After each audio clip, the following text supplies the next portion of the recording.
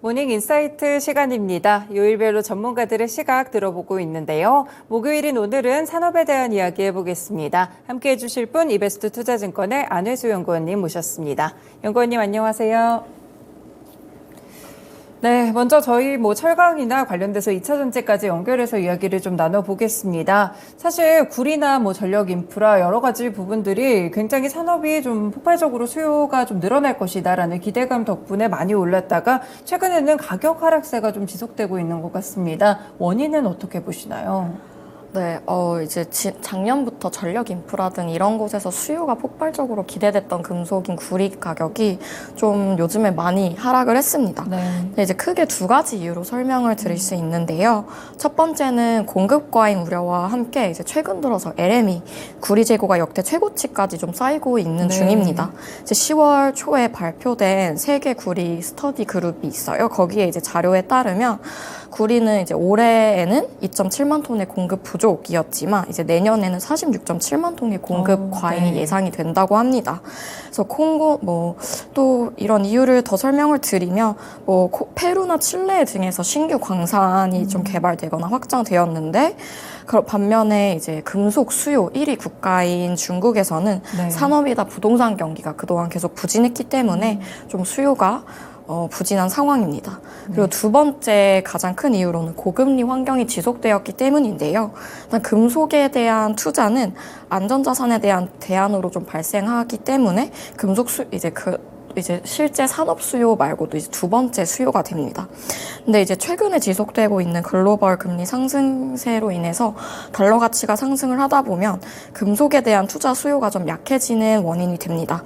게다가 또 고금리 환경에는 기업들의 활동도 좀 둔화되는 측면이 있기 때문에 산업 수요에도 모두 간접적으로 연결이 된다라고 보시면 되겠습니다. 근데 어제 발표된 좀 중국 지표들을 보시면 GDP라든지 산업 생산 지수가 서프라이즈를 보였는데요. 이제 이런 중국 경기 회복 시그널이 좀 나타난다라고 생각을 했을 때 이제 이런 중국 경기가 돌아서면 좀 그래도 수요단에서는 이제 내년에 구리 가격이 그래도 바닥을 좀 지지해주는 요인이 될 수 있지 않을까라고 생각을 하고 있습니다. 네, 그렇군요. 재고는 쌓이는데 수요가 충분하게 해소가 되지 않는 상황 속에서 이러한 현상들이 좀 나타나는 것 같습니다. 사실 이제 실적 시즌에 돌입을 했으니까요. 철강 기업들도 3분기 실적이 어떨지 궁금한데 어떻게 보시나요? 네. 이제 큰 기업들 위주로 말씀을 드리면, 일단 대표적인 철강 기업인 포스코홀딩스나 현대제철은 3분기 실적이 컨센서스 모두 하회할 것이다라고 예상이 됩니다. 가장 큰 이유는 일단 시황이 부진했기 때문에 이제 판매량이 기존 시장에서 예상했던 것보다 훨씬 부진할 전망입니다. 그리고 역시나 이제 판가 역시 시장이 예상했던 것보다 더 하락할 것으로 좀 예상이 되고요. 근데 이제 4분기 같은 경우에는 9월, 10월에 철광석이나 석탄 같은 원료가가 많이 상승을 했습니다. 이런 것들을 좀 반영한 판가 인상이 일부 진행이 되면서 4분기 숫자는 좀 일부 개선될 수가 있겠습니다. 그리고 24년도 이제 내년에는 이제 중국의 부동산 지표가 좀 저점을 찍고 회복한다라고 가정을 했을 때 이제 지속적으로 개선 흐름을 보일 수 있겠다라고 기대가 가능하겠습니다. 그리고 이번 3분기에 포스코홀딩스의 실적 관전 포인트 기대되는 것 중에 하나는 이제 이제 올해부터 정상 가동을 시작한 리사이클링 부문에서 이제 처음으로 실적이 어떻게 됐는지 확인할 수가 있겠고, 또 광석 리튬이 이제 올해 말에 시운전을 시작을 할 텐데 이 부분에 대해서 어떻게 진행 상황이 되고 있는지 확인이 가능할 것으로 이제 예상이 됩니다. 그리고 또 이어서 말씀을 드리면 고려아연 이제 비철 쪽으로 넘어가서 고려아연 같은 경우에는 산업금속 가격은 계속 하락을 했지만 환율이 지금 높게 유지가 되고 있습니다. 그래서 이제 그런 효과들이 상쇄가 돼서 컨센서스 부합하는 실적 기대를 할 수가 있겠고요. 그리고 풍산, 구리 신동 부문이랑 방산 부문 하고 있는 풍산 같은 경우에는 이제 컨센서스를 좀 소폭 하회할 것으로 예상이 됩니다. 왜냐하면 신동 부문에서는 건설이나 반도체 같은 전방 수요가 좀 악화가 되면서 악화가 되고 또 구리가도 앞서 말씀드렸듯이 하락을 하면서 판매량과 판가 모두 부진했습니다. 그리고 방산 부문은 글로벌 뭐 탄약에 대한 수요는 늘어나는 그런 분위기지만 다만 글로벌 이제 각국에서 방산 관련된 예상 집행이 좀 미뤄지면서 뭐 공급 계약이라든지 매출이 좀 이연하는 모습들이 나타나고 있습니다. 네, 그렇군요. 일단 3분기는 살짝 좀 비철금속 섹터도 그렇고, 뭐 철강 섹터도 그렇고, 비슷하게 약간 쉬어가는 그런 모습들이 결정이 될 것 같은데, 그러면 조금 더 시각을 넓혀서 내년까지 좀 생각을 해봤을 때, 저희는 좀 어떤 기업들을 주목을 해봐야 될까요? 네, 저는 뭐 최근에는 풍산을 내년 실적까지 좀 기대해 볼 수 있는 기업이라고 생각을 합니다. 네. 뭐 방금 전에는 3분기 실적은 쉬어간다라고 말씀을 드렸는데, 왜냐하면 일단 앞으로 방산 부분에서 장기적으로 이제 외형 성장과 이익률 개선이 좀 확실한 방향성이다라고 느껴지기 때문입니다. 일단 당장 4분기에는 이제 2, 3분기에 없었던 뭐 이제 현대로템과 하나에어로스페이스의 K2, K9이 이제 추가적으로 폴란드에 인도가 됩니다. 네. 그럼 그거랑 함께 풍산의 포탄 이제 매출 발생이 함께 되고요.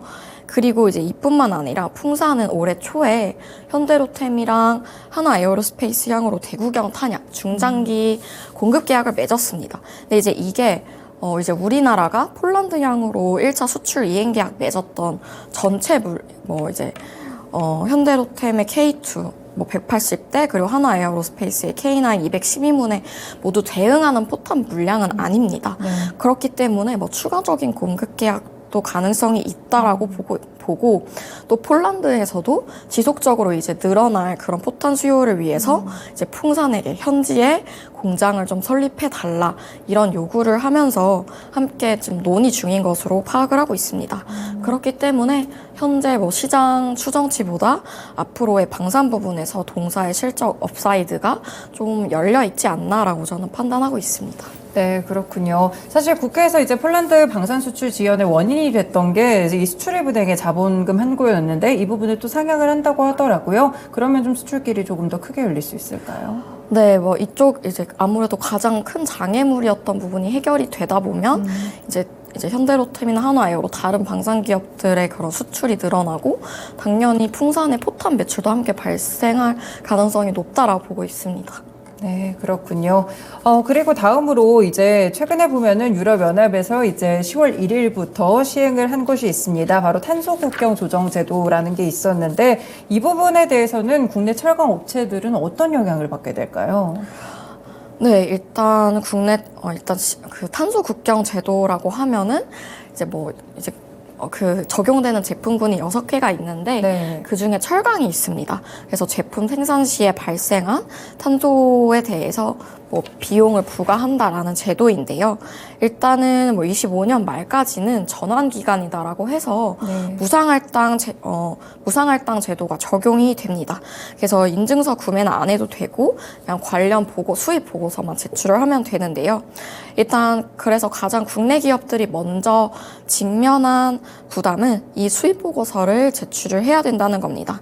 그런데 이게 수출 기업이 직접 제출을 하는 것이 아니라 그 현지의 수입업자가 수출 기업들한테 정보를 다 받아서 제공을 해야 돼요. 네. 그렇기 때문에 우리 기업들 같은 경우에는 좀 민감한 정보 유출이 우려될 수 있는 우려도 있고 또 보고 의무를 다 하지 않을 경우에는 이제 탄소 배출량 톤당 뭐 최소 10에서 50달러까지의 벌금이 부과될 수가 있습니다. 뭐 이런 것들이 있고 또 단순히 이제 지금은 뭐 철강 수출에만 이런 부담이 늘어나는 것뿐만 아니라 이제 앞으로는 이 CBAM 제도가 철강을 활용한 다른 다운스트림 제품에도 좀 확대가 될 수가 있습니다. 이럴 경우에는 더 철강을 활용한 다른 제품에도 좀 부담이 되면서 철강 기업들에 대한 그런 비용 전가 이런 움직임이 더 강력하게 나타날 수 있다라고 보고 있습니다. 네, 그렇군요. 그리고 이제 미국이 이제 미국 측에서 또 다른 또 철강 관세를 논의 중이다 이런 소식들도 나오고 있는 상황인데 국내 철강주들은 여기에서는 좀 악재일까요? 어떻게 보시나요?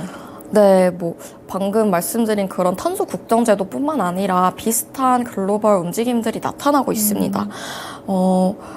이제 뭐 예를 들면은 유럽연합이나 미국에서 이제 지속 가능한 철강, 알루미늄 협정을 이제 논의 중인데 이제 올해 안에 타결을 목표로 하고 있습니다.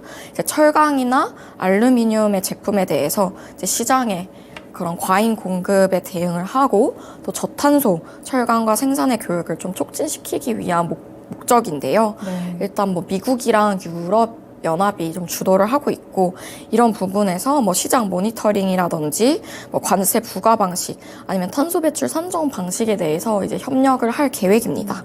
그 이런 움직임뿐만 아니라 또 최근에는 프랑스에서 프랑스판 IRA다라고 하면서 전기차 보조금 최종안은 발표를 했습니다. 네.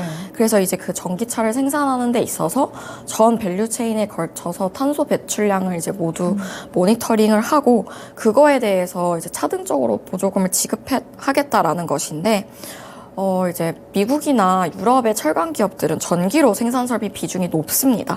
그런 반면에 중국이나 우리나라 같은 경우에는 고로를 활용한 탄소 배출 생산 설비 비중이 훨씬 높기 때문에 탄소 배출이 훨씬 많습니다. 그렇기 때문에 이런 제도들이 늘어난다면 중국뿐만 아니라 사실상 우리나라 기업들에게도 좀 부담을 피해갈 수는 없다라고 좀 봐주시면 됩니다. 네, 그렇군요. 전반적으로 이제 글로벌적으로 친환경에 대한 규제들이 상당히 좀 심각해지고 있는 것 같습니다. 국내 업체들이 여기에 대한 돌파구를 잘 마련을 해야 될 것 같은데 준비를 좀 잘하고 있을까요? 네, 일단 이러한 저탄소 철강 체제로 전환하기 위해서는 가장 장기적으로 필요한 거는 이제 환원제로 석탄 대신에 수소를 활용하는 수소 환원 제철 이제 공법을 도입을 해야 됩니다. 네. 뭐 그런 것뿐만 아니라 이제 그 중간 단계에서는 스크랩 활용을 증가시킨다든지 뭐 고로와 전기로의 쇳물을 섞어서 탄소 배출도 줄이고 또 쇳물의 품질은 좀 유지하는 그러한 방향을 준비를 할 수가 있겠습니다. 그래서 이렇게 필요한 것으로는 이런 장기적인 방향성으로 필요한 것으로는 이제 첫 번째는 수소 환원 제철 공법을 개발을 해야 되겠고요. 네.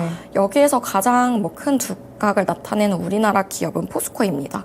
이제 포스코는 하이렉스라고 불리는 수소 환원 이제 유동 환원로를 국내 철강사들과 협력해서 개발 중이고요. 그리고 이제 두 번째로 필요한 것은 이 수소 환원 시대에 필요한 수소 생산을 해야 되는데 이거를 좀 저렴하게 할 수 있어야 합니다. 네. 뭐 대표적으로는 그래서 이러한 청정수소를 저렴하게 생산하기 위해서는 신재생 에너지 발전 비용이 작은 국가에서 이러한 프로젝트를 진행을 해야 돼요. 그래서 예를 들면 포스코홀딩스가 이제 중동의 오만에서 그린 수소 프로젝트를 독점 사업권을 좀 최근에 확보한 바가 있습니다. 그리고 세 번째로 또 필요한 거는 새로운 개념의 전기로를 개발해야 됩니다. 네. 왜냐하면 수소 환원으로 생산된 DRI, 그러니까 직접 환원철은 기존 전기로에서 녹이기에는 좀 이제 맥석을 분리하기가 좀 어렵고 또 불순물도 좀 더 많이 섞여 있는 경우가 있습니다. 네.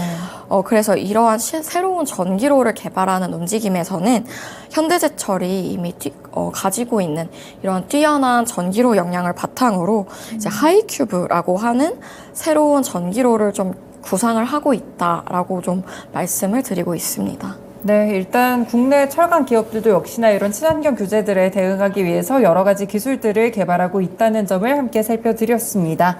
저희 그럼 2차 전지로 살짝 좀 시각을 돌려볼게요. 사실 지난주 금요일에 에코프로비엠이 실적 발표를 했었는데 어닝 쇼크가 나와가지고 이 원인은 어떤 거라고 보시나요? 네, 에코프로비엠이 이제 잠정 실적이 실적 쇼크가 나왔는데요.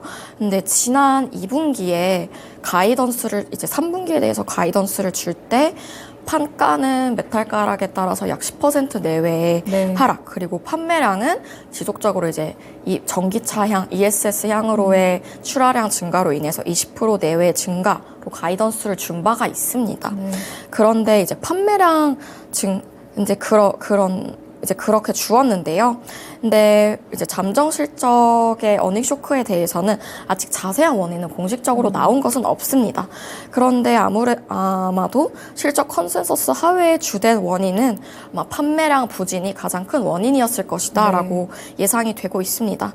왜냐하면 기존의 에코프로비엠이 이제 이번 분기에 기대가 되었던 점이 포드의 F150 그 모델을 향으로 좀 판매량 증가가 크게 있지 않을까라고 예상이 되었는데 네. F150 모델의 좀 판매량이 이번에 좀 부진했습니다. 이번 분기에. 그런 것 때문에 이제 출하량에도 영향이 있었을 것이라고 보고, 또 에코프로비엠이 이러한 물량 증가에 대비해서 좀 1분기, 2분기에 지속적으로 재고를 많이 좀 미리 좀 확보해주는 모습이었는데, 아무래도 출하량도 부진하고 메탈가도 크게 하락했다 보니까 재고 평가 손실도 아마 기존에 예상했던 것보다 더 크게 발생했을 것이다 라고 좀 추정이 되고 있는 상황입니다. 네, 그렇군요. 그리고 이제 2차 전지 섹터도 요즘 조정도 많이 받았어요. 그런데 이제 나오고 있는 이야기들이 중국의 LFP 배터리가 굉장히 좀 점유율을 빠르게 높여가고 있는 그런 상황이다. 그래서 3원계 쪽에 좀 타격이 있을 것이다라고 보고 있는데, 그러면 2차 전지 쪽에서 반등 포인트라든지 앞으로 좀 긍정적인 점들은 어떤 게 있을까요? 네, 일단 첫 번째로 반등 포인트는 양극재 3사 모두 아마 연말에 신규 고객사나 추가 장기 공급 계약 관련 내용들이 나올 수 있지 않을까라고 예상이 됩니다. 얼마 전에 이제 삼성 SDI 같은 경우에 스텔란티스와 북미 합작 공장 부지를 이제 확정해서 발표를 했고요. 또 LG 에너지 솔루션 같은 경우에도 도요타와 이제 북미 합작 공장 계획을 이제 공식적으로 발표를 했습니다. 네. 이제 이러한 부분, 이제 셀사들의 이러한 움직임이 좀 이제 기존에 얘기만 나왔던 것들이 다시 확정이 돼서 발표가 나고 있고, 또 이제 발표가 나고 있는데, 글로벌 전기차 기업들이라든지 이런 셀 기업들은 2025년, 26년 시점을 목표로 양산을 시작하기 위해서는 이제 다시 미리부터 양극재 기업들과 스펙에 대해서 논의를 하고 또 공급 계약을 좀 확정을 지어야 합니다. 네. 또한 이제 안정적인 공급망을 확보하기 위해서 기존에 기존에 유지되었던 단일 벤더 형식에서 벗어나서 다중 벤더를 좀 선택하는 모습들이 나타날 수밖에 없습니다. 그렇기 때문에 연말에 다시 한번 양극재 기업들의 모두 장기 공급 계약이 발표될 가능성이 높다라고 보고 있습니다. 근데 그러나 이제 이러한 수주 모멘텀은 좀 구조적이고 좀 일시적인 반등 포인트에 지나지 않을 수밖에 없다라고 보고 있습니다. 그래서 구조적이고 확실한 좀 성장을 위해서는 좀 우리 기업들의 배터리 출하량이 좀 무엇보다 계속 더 이제 기존의 시장이 예상했던 것처럼 강력하게 성장세를 보여주어야 하는데요. 이제 또한 우리 기업들이 LFP나 좀 미드니켈 이런 중저가형 모델 타겟으로 소재나 배터리를 출시한다 하더라도 또 중국 기업들의 양산성을 좀 따라가기가 어렵습니다. 그렇기 때문에 이제 미국에서 지금 계속 불확실성으로 여겨지고 있는 IRA 법안의 외국인 우려기관, 이거에 대한 규정이 좀 제대로 구체화가 돼서 나와야 하고, 중국 기업을 좀 배제해주는 방향으로 발표가 나와야, 배터리 기업들에 관련된 센티라든지 산업 그런 분위기가 반전될 수 있는 관전 포인트가 될 거다라고 보고 있습니다. 네, 그렇군요. 사실 2차 전지에 대해서 대부분의 증권가에서 조금 이제는 좀 보수적인 시각을 보여주고 있는 모습인데, 근데 그 가운데서도 분리막 기업들은 어느 정도 실적 추정치가 좀 유지되는 그런 모습들도 있더라고요. 차별화 포인트가 어떤 데 있을까요? 네, 분리막 기업들 같은 경우에는 이미 한 2, 3년 전에 과거 선제적으로 증설을 할 시기에 장치산업 특성상 감가상각비 부담이 커서 실적에 많은 타격을 이미 한번 경험을 했습니다. 근데 지금은 이제 전기차 시장이 다시 제대로 개화를 했고, 그거에 따라서 미리 증설을 해두었던 공장들의 가동률이 이제 올라가고 안정화가 되고 있는 그런 사이클에 접어들었습니다. 네. 그렇기 때문에 이제 분리막 기업들 같은 경우에는 오히려 실적 개선 사이클에 접어드는 분야다라고 봐주시면 되고, 또 이렇게 분리막은 장치 산업이다 보니까 이러한 고정비 레버리지 효과가 굉장히 큽니다. 그렇기 때문에 가동률과 생산량이 상승을 할수록 단위당 마진율이 크게 좋아지는 그런 모습이다라고 봐주시면 되고, SKIT나 WCP 모두 지금 유럽에 공장을 두고 있는데, 특히 이제 분리막 같은 경우에는 이런 감가상각비뿐만 아니라 유틸리티 비용 역시 원가의 20% 정도를 차지합니다. 근데 작년에는 유럽의 전력 비용이 굉장히 높았는데 올해는 지금 안정화가 되고 있기 때문에 이러한 이유들로 인해서 분리막 기업들의 좀 실적 추정치는 뭐 큰 조정 없이 유지되고 있는 현황이다라고 말씀드리겠습니다. 네, 알겠습니다. 오늘 철강에서 2차 전지 관련된 그런 전략들까지 함께 들어봤습니다. 말씀 고맙습니다. 네, 오늘 모닝 인사이트 시간은 이베스트 투자증권의 안혜수 연구원의 의견을 함께 들어봤습니다. 네, 최근에 좀 국채금리가 급등하고 중동 불안이 다시 커지고 있는데 그래도 테슬라나 넷플릭스 실적을 좀 확인해 보시면 개별 기업들 실적별로 어떻게 좀 달라지는지 확인해 보실 수 있겠죠. 오늘도 국내 종목들에 대해서 이슈와 전략들 실적 그리고 금통위 결정까지 잘 체크를 해보시길 바라겠습니다. 지금까지 다양한 투자 판단에 도움이 되는 말씀들 전해드렸는데요. 특정 종목의 상승과 하락을 보장하지는 않습니다. 네, 모닝쇼 마치겠습니다. 오늘도 시청해주셔서 고맙습니다.